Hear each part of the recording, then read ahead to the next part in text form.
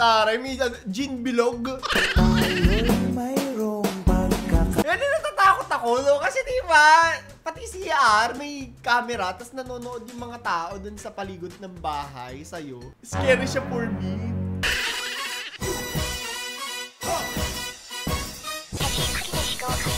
Kamusta 30s? Pasensya na kayo ngayong araw, hindi ako nag-ayos ng buhok. Anyways, pinag-uusapan ngayon etong PBB. Every time naman na magkakaroon sila ng bagong season, talagang dinidiscuss talaga to.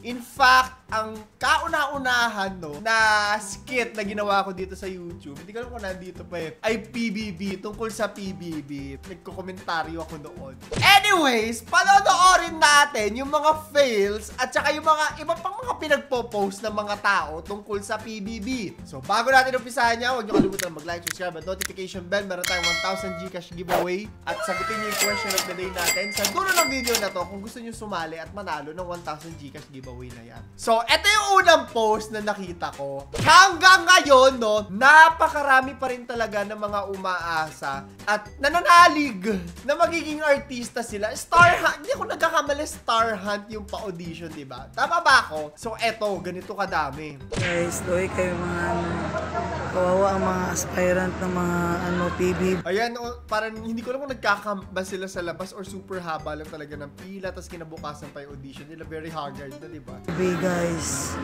ayan sila natutulog. Ang init, alam mo yun. Tapos ang init. Diba? So nakakaawa rin naman yung mga tao. May parant pa siya. Sayo, Diyos ko. Wala lagi po. Ang ending mo, tindog na dito niya, gawas. In fairness naman kasi talaga, no, nakakabago talaga ng buhay. Kung titignan natin sila, Melay, si Maymay, ayan, Kim Chu, sino pa ba mga nanalo? Hindi ko na alam yung iba kasi konti lang yung napanood ko din na PBB. Pero lahat na dumadaan sa PBB, sure talaga. Well, hindi naman lahat, no? Pero pag nandun ka sa mga sikat, sure na sure may trabaho ka, magiging artista ka. So, I think yun yung hinahabol din ng mga tao. Eto, sabi, andyan na siya. Gen 11 ata yung pangalan ng PBB ngayon, diba?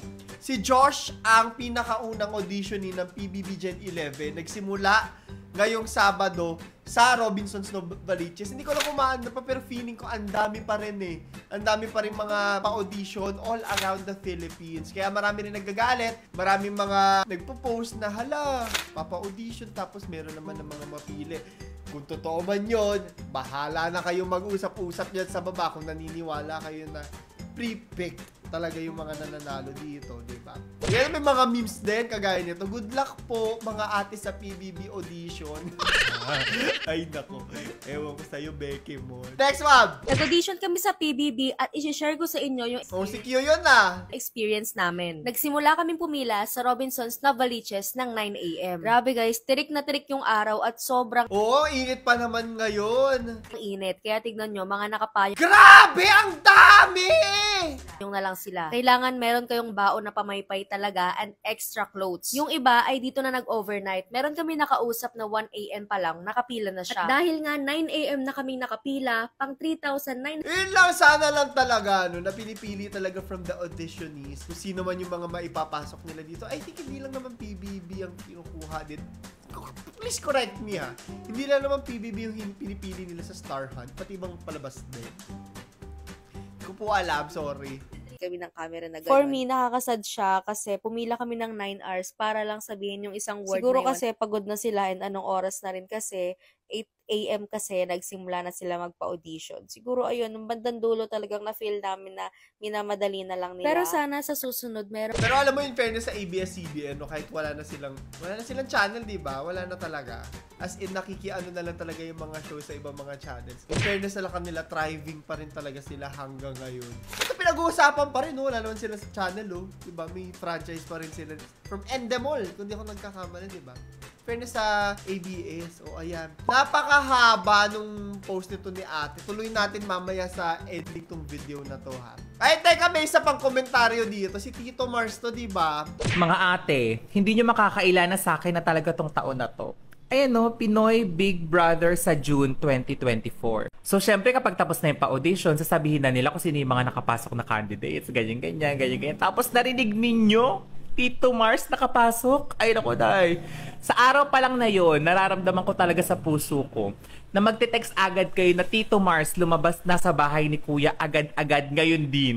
Alam mo yun? Oo, ganun kasi talaga parang pag may kontrabida din, nakakadagdag din sa ratings, di ba? So, feeling ko yun yung magiging role niya if ever. Alam mo yun, kahit wala pa namang voting, vote agad, hindi ba pwedeng kahit papano, hintayin nyo muna yung voting. Diba? Kakapasok lang eh. Unang araw pa lang, iboboto ka agad. Hintayin nyo namang maramdaman ko naman yung aircon sa bahay ni Kuya. Tapos syempre, pag nandun ako, makikisama ako, magiging mabait ako sa mga housemates ko. Like, alam mo yun, talagang perfect 10 out of 10 talaga yung pakikisama ko. Syempre, Tito Mars to.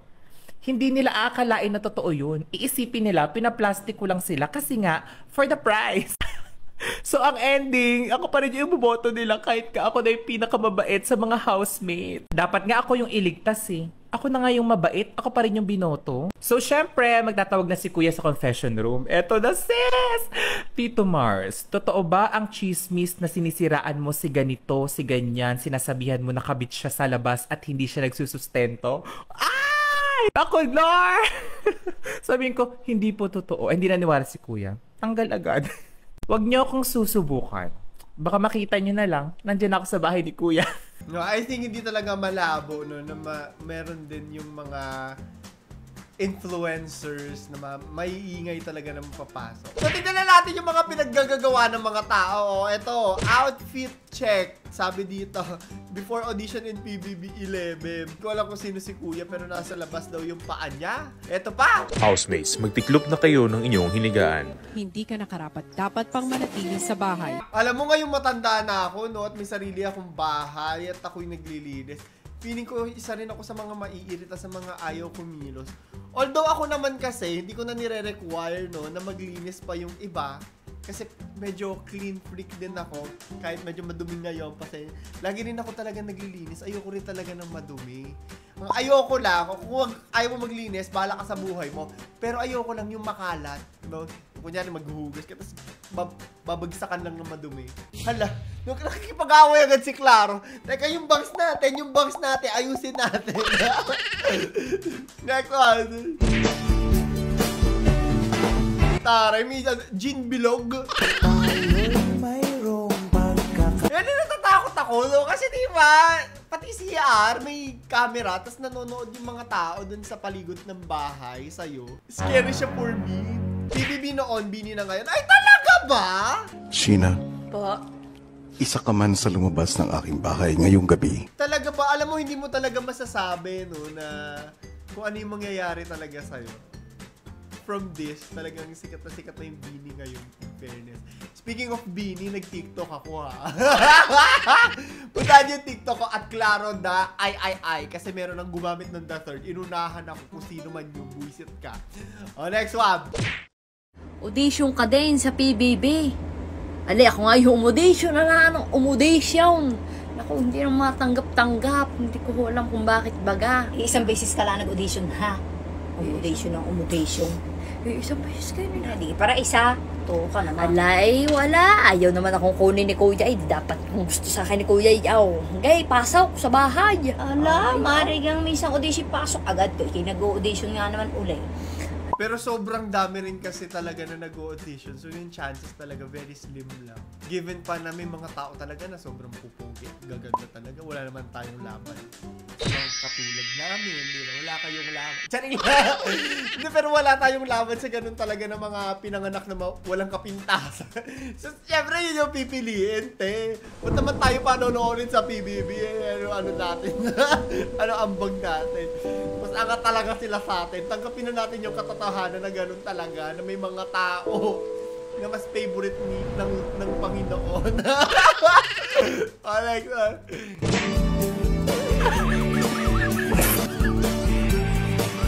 Ay, fear ko din yan. Alam mo, ako talaga naguhubad ako habang natutulog. Kung saan lumalapumpunta yung kamay ko pag natutulog. So, natatakot ako. Baka mamaya pagising ko, tatanggal pa naman ako ng shorts. Hindi ko alam! Kung pinapatay ba nila, parang hindi. Diba kasi dati may 24/7 na channel pa nga. Guys. So anyways, yun lang yung video natin para sa araw na to. Tatanungin ko kayong lahat, ha? Anong masasabi nyo dito sa PBB? Nag-try na ba kayong mag-audition? Sagutin nyo sa ilalim. At ano yung naging experience ninyo? Para sa 1,000 videos gawin natin. Babasahin ko yung mga sagot ninyo. Yun lang po. Si Clara the Third. Papaalam. Love you guys. Nag-audition kami sa PBB at i-share ko sa inyo yung experience namin. Nagsimula kaming pumila sa Robinson's Novaliches ng 9 a.m. Grabe guys, tirik na tirik yung araw at sobrang init. Kaya tignan nyo, mga nakapayong na lang sila. Kailangan meron kayong baon na pamaypay talaga and extra clothes. Yung iba ay dito na nag-overnight. Meron kami nakausap na 1 a.m. pa lang, nakapila na siya. At dahil nga 9 a.m. na kaming nakapila, pang 3,963 na ako. Pagkapila namin, binigyan na kaagad kami ng number at ng form. Pwede namang umalis ng pila basta sasabihan nyo yung nasa harap at nasa likod nyo na aalis muna kayo. Pero okay lang din naman na hindi magsabi dahil may number naman. Pero syempre, mas mainam na magsabi ka kasi baka pag bumalik kayo sa pila ay pagtinginan kayo. Naman kaming naging friend, sa likod lang kasi namin siya. Tapos, 17 years old pa lang siya. And guess what? Siya lang mag-isa yung pumila. Tapos, nasa loob yung nanay niya. As in, wala siyang kasamang friends. Pero I suggest na kapag mag-audition kayo sa PBB, magsama kayo ng friends kasi sobrang boring sa pila kapag mag-isa kayo. Nagpa-practice na nga kami ng acting dyan. May mga artista din na nagsalita sa stage. Nandyan si Brenda at Chief Filomeno. Pero marami pang iba. Nakalimutan ko na lang. May mga influencer din kami na nakita. Nandyan si Christine Samson. Grabe, napaka-sexy. Tsaka nagtyaga talaga siyang pumila. Nandun din si Kyoki Hano and si Raulo tong friend ko na si Jenny. Pinagtipan ba naman? Kamusta yung pagpila sa bahay ni Robin, no? Robinson. Oo nga eh. Okay naman, ito, init, pero tiis-tiis para sa pangarap. Good luck. Good luck sa atin. At si Natalie nandun din. Umalis na naman kami sa pila kasi hindi na namin kinakaya yung init. At nagpamassage muna kami kasi alas 3 na niyan, wala pa rin nangyayari sa amin. Guys, kapag mag-audition naman tayo, huwag tayo mag-iwan ng kalat sa pila. Meron ding nagpamigay ng pamaypay at nakasulat ay Be Your Best, You Got This. At ito ay galing sa Wonderlust Films. Naghahanap daw sila ng mga aspiring actors and magkakaroon ka ng chance na mapasama sa mga films and commercials nila. 5 p.m. na and finally nakakuha na kami ng number. Ayan, biglang na iba yung number namin. Siguro may mga nag-back out. Tapos ayan, pinaakyat kami pero hindi naman dyan yung audition para sa PBB. Yung sa taas yata ay para sa mga starhan, mga 17 years old below. 5:30 nakasalang na kami and medyo nalungkot lang ako kasi ang tinanong lang sa amin ay describe yourself in one word. Tapos pinangiti kami sa camera. Dinaanan kami ng camera na gano'n. For me, nakakasad siya kasi pumila kami ng 9 hours para lang sabihin yung isang word siguro na yun. Kasi pagod na sila and anong oras na rin kasi 8 a.m. kasi nagsimula na sila magpa-audition. Siguro ayun, nung bandang dulo talagang na-feel namin na minamadali na lang nila. Pero sana sa susunod merong cut-off para kung ilan lang yung kaya nilang i-accommodate, yun lang yung pipila. Kasi kami, galing pa kaming Nueva Ecija, so parang sayang yung pagpunta, yung pagbiyahe ng 4 hours, tapos pagpila ng 9 hours. Pero naiintindihan ko naman, kaya ang tip ko sa inyo guys ay dapat maaga kayong magpunta, talagang doon na kayo matutulog, o madaling araw pa lang or gabi pa lang, pumila na kayo. Yung mga nauna kasi, pinagsayaw sila, pinagpakilala, pinag-acting. Ayun, para sa akin, kahit man lang ba pakilala. Pero siguro, bandang dulo, face card na lang ang labanan. Nasad lang ako kasi hindi naman ako kagandahan, pero meron naman akong talent. Char. Ayun, parang nakakapanghinayang lang na hindi ko nagawa yung best ko. Kasi kung nagawa ko yung best ko, kahit na hindi ako makapasok, at least I tried. Pero wala, ganun talaga. Sa susunod na lang ulit. Pero kahit na ganun, masaya pa rin naman yung experience. Dahil sa pila, meron kaming naging friends. Masaya pa rin naman na dito ko in-spend yung 9 hours ko kaysa naman itinunganga ko lang sa bahay, diba? First time ko mag-audition, kaya okay lang, bawi na lang sa susunod. Kayo guys, mag-audition na rin kayo, malay nyo, diba? Wala namang imposible.